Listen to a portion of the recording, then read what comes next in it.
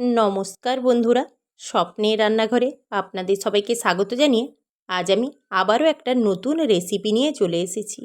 আজ আমি তৈরি করছি তালকদম। এই তালকদমটা একটা সুস্বাদু পিঠার রেসিপি। এই তালকদম পিঠাটা তাল থাকতে থাকতে একবার হলেও যদি তৈরি করে নেওয়া যায় তবেই বোঝা যাবে যেটা কতটাই সুস্বাদু আর কতটাই নরম তুলতুলে। এই পিঠাটা এতটাই মজাদার আর এতটাই লোভনীয় আর এতটাই পুড়ে ঠাসা হয়, একবার তৈরি করলে বোঝা যাবে এর স্বাদটা কতটাই সুন্দর। এবার পিঠা তৈরির পালা। পিঠা তৈরির জন্য সবার প্রথমে গ্যাস অন করে আমি একটা কড়াই বসিয়ে দিলাম। কড়াইয়ের মধ্যে দিয়ে দেব 1 বাটি তালের কাত। তালের কাতটা অল্প একটু ফুটে উঠলেই তার মধ্যে দিয়ে দেব স্বাদ অনুযায়ী লবণ আর চিনি। চিনি আর লবণটাকে খুব ভালো করে মিশিয়ে নেব। চিনিটা প্রথমে খুব অল্প পরিমাণেই লাগবে। চিনিটা তালের মিষ্টি বুঝে সেইভাবেই চিনিটা দিয়েছি। এবার খুব ভালো করে নাড়াচাড়া করে আরও একবার ফুটিয়ে নেব। ফোটানো হয়ে গেলে এবার আমি এর মধ্যে দিয়ে দেব 1 বাটি চালের গুঁড়ো। চালের গুঁড়োটা দেওয়ার আগে গ্যাসের ফ্লেমটা কিন্তু একদম কমিয়ে দেব। দিয়ে খুব ভালো করে নাড়াচাড়া করে একটা নরম ডো তৈরি করে নেব। ডোটা কিন্তু বেশ অনেকটা নরম আর চটচটে হবে। সেই ডোটা তৈরির সময় এই শক্ত যেন একদম না হয়।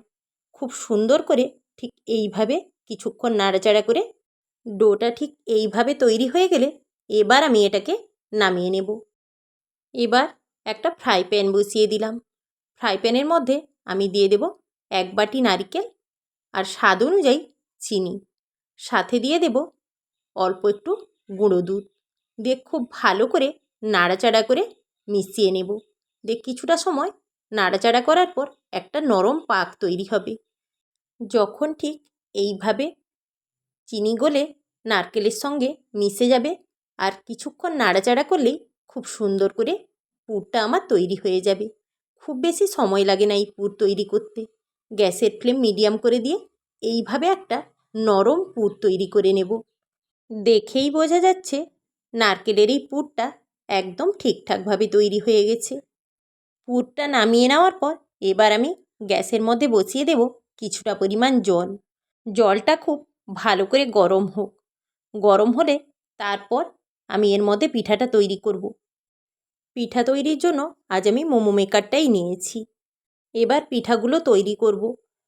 পিঠার প্রথমেই আমি এখানে নিয়েছি বাসমতি চাল। 1 ঘন্টা আগে ভিজিয়ে জল ঝরিয়ে নিয়েছি।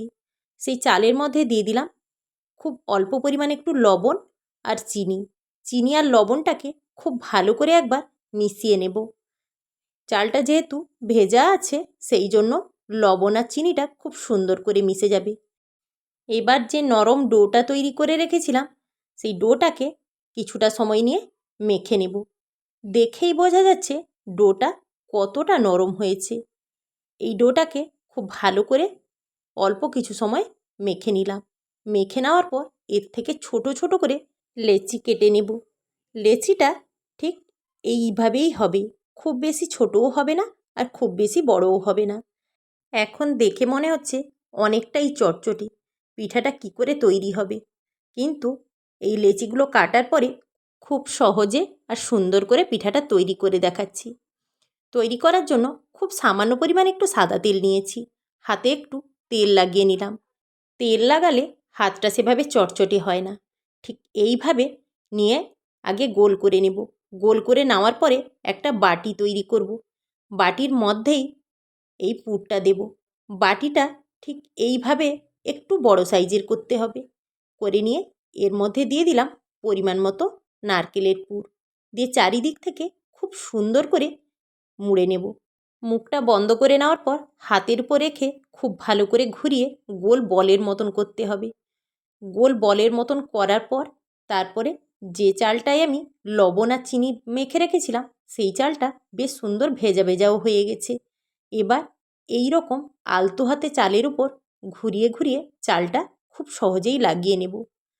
এই চালের মধ্যে লবণ আর চিনি মেখে রাখলে চালের স্বাদটাও কিন্তু খুব সুন্দর হয়। পিঠার মধ্যে যেহেতু মিষ্টি আছে, মিষ্টি ভাব লাগবে, কিন্তু চালটা যদি লবণ চিনি এগুলো না মেখে নেওয়া হয় এই যে ভাতটা হয়ে যাবে তাতে স্বাদটা সেভাবে পাওয়া যাবে না। সেই জন্য লবণ চিনি মেখে নিলে এই চালের স্বাদটা খুব সুন্দর হয়ে যায়। আবারও একটা ঠিক এইভাবে পুর পুরে নিয়ে খুব সুন্দর করে গোল বলের মতন করে নিলাম। দিয়ে এইভাবে আলতো হাতে চালের উপর ঘুরিয়ে দিলেই খুব সুন্দর করে চালগুলো লেগে যায়। এইভাবে একে একে সবগুলো পিঠাই আমি তৈরি করে নেব। পিঠাগুলো তৈরি করে নিয়েছি। এবার আমি মোমো মেকারের এই খাপটা নিয়েছি। এর মধ্যে খুব সামান্য পরিমাণে একটু তেল লাগিয়ে নেব। এবার একে একে পিঠাগুলো এর মধ্যে সাজিয়ে নেব।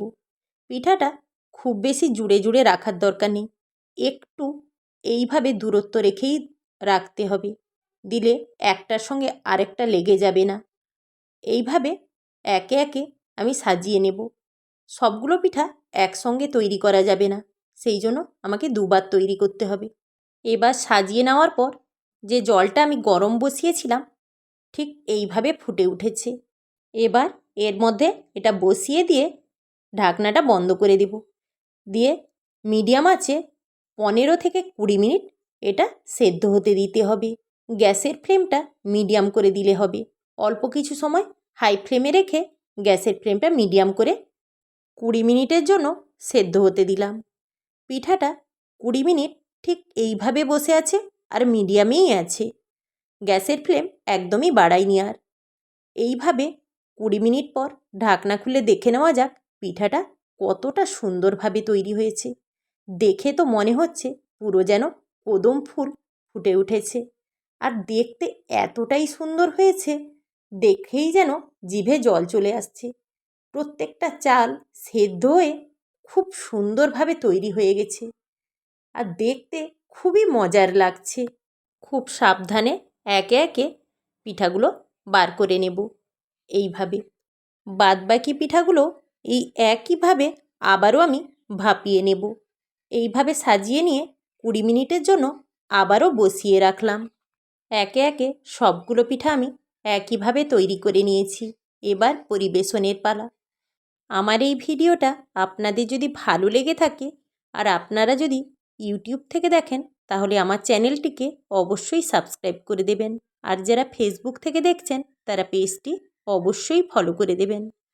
এবার দেখে নেওয়া যাক একটা পিঠা ভেঙে যে কতটা নরম তুলতুলে আর সুন্দর হয়েছে।